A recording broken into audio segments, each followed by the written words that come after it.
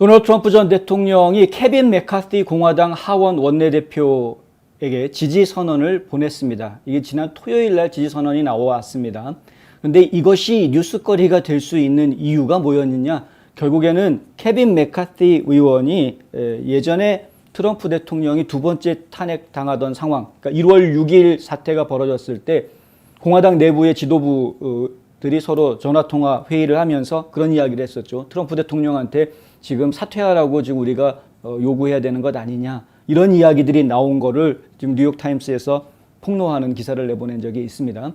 그 내용을 저희가 보도해 드릴 때 어떻게 분석을 해드렸냐 하면 이것은 브레인스토밍 같은 상황이었었다. 이것저것 여러 가지 아이디어들이 나오던 중에 그 중에 한 가지로 튀어나왔던 이야기였다. 구체적으로 케빈 맥카티가 뭔가 계획을 세워가지고 트럼프한테 가서 이제 하야하십시오, 뭐 내려가십시오라는 이야기를 할 그런 상황이 아니었다라는 그런 이제 분석을 해드렸습니다. 실제로 케빈 맥카티 의원실에서는 이거는 조작된 거다. 이게 원래 의도하고는 다르게 문맥의 맥락이 없이 그냥 이게 보도가 나온 것이고 악의적으로 인용된 것이다라는 이제 주장을 펼쳤습니다.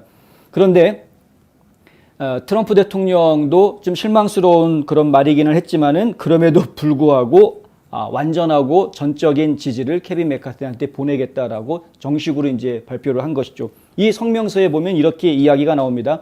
의회에서 케빈은 베이커스필드와 센트럴밸리 사람들의 지칠 줄 모르는 옹호자다. 그는 인플레이션을 막고 물 솔루션을 제공하고 워터 솔루션이요. 물에 대한 부분. 낸시 펠로시와 조 바이든이 지고 있는 엄청난 실패와 직무유기에 대한 책임을 묻기 위해 매우 열심히 일하고 있다. 케빈 맥카티가 그전에는 존재감이 별로 크지 않았었는데요. 그런데 2020년 부정선거 문제가 발생을 하고 특별히 도널드 트럼프 전 대통령이 백악관을 떠난 이후에 바로 가장 먼저 마르라고로 달려갔던 인물 중에 하나죠. 마르라고로 달려가서 트럼프 대통령하고 모종의 약속과 기획을 하고 그리고 그 다음부터는 완전 트럼퍼로 활동하는 모습을 저희가 계속 보고 있습니다.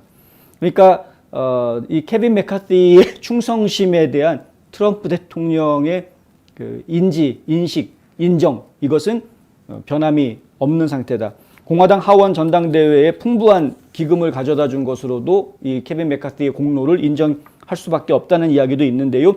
올해 1분기, 그러니까 1, 2, 3월 석 달 동안에 선거 자금을 무려 3,150만 달러나 공화당 하원 전당대회에다가 기금 모금을 해다 주었다. 엄청난 것이죠. 개인으로 해서 6명의 도전자들과 좀 상대한다. 여기 이제 오픈 프라이머리라고 합니다. 그래서 공화당끼리만 경쟁하는 게 아니고 내일이죠. 6월 7일 캘리포니아주에서 예비선거가 진행이 되는데 오픈 프라이머리이기 때문에 공화당, 민주당, 뭐 무소속 할 거 없이 다 한꺼번에 투표를 하게 되는 상황이고요.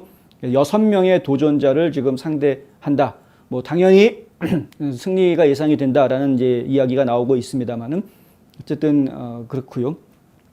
공화당이 11월에 하원을 탈환하게 되면 그럼 하원이 다수당이 되게 되면 연방 하원의 하원 의장은 집권당 다수당의 그 추천을 받아서 추천받은 인물이 하원 의장이 되기 때문에 지금 현재로서는 케빈 맥카티가 하원 의장이 될 가능성이 제일 높다. 이렇게 점쳐지고 있는 인물입니다.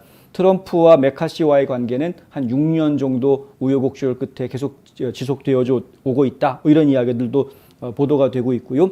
맥카시 같은 경우에는 이 트럼프 대통령한테 사퇴하라고 지금 레코멘드 해야 되는 거 아니냐라는 말 했던 것 때문에 지금 레코멘드 할 계획을 세워야 되는 거 아니냐 이런 말을 했던 것 때문에 굉장히 난처한 입장이 됐습니다만은 하지만 상당히 현명하고 자비심이 강한 도널드 트럼프 전 대통령은 월스트리트 저널과의 인터뷰에서 당시에 이런 말을 했었습니다. 솔직히 말하면 큰 칭찬이라고 생각한다. 반란 이후 처음에는 그를 비판했지만 나중에는 자신의 편으로 돌아온 맥카시와 다른 공화당원들을 언급하면서 트럼프 전 대통령은 그들이 틀렸음을 깨닫고 나를 지지했다라고 이야기했습니다. 그러면 된 거라 이거죠. 그러면 된 거다.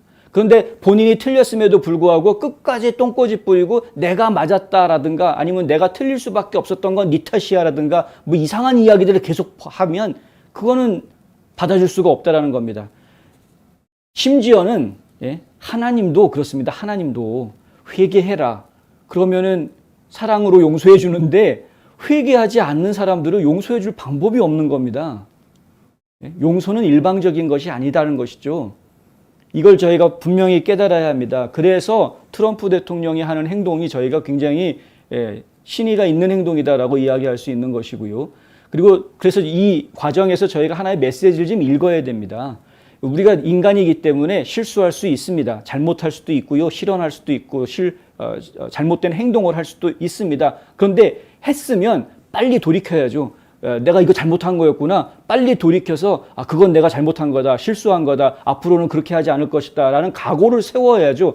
그러면 용서받을 수 있는 기회가 바로 앞에 옵니다. 그런데 그렇게 안 하면은 용서받을 수 있는 기회는 점점점 등 뒤로 멀어져 가고 있는 것이다. 저희가 반드시 깨달아야 하겠다. 맥카시는 지난 5월 28일 세이브 아메리카 와이오밍 집회 지지난주죠.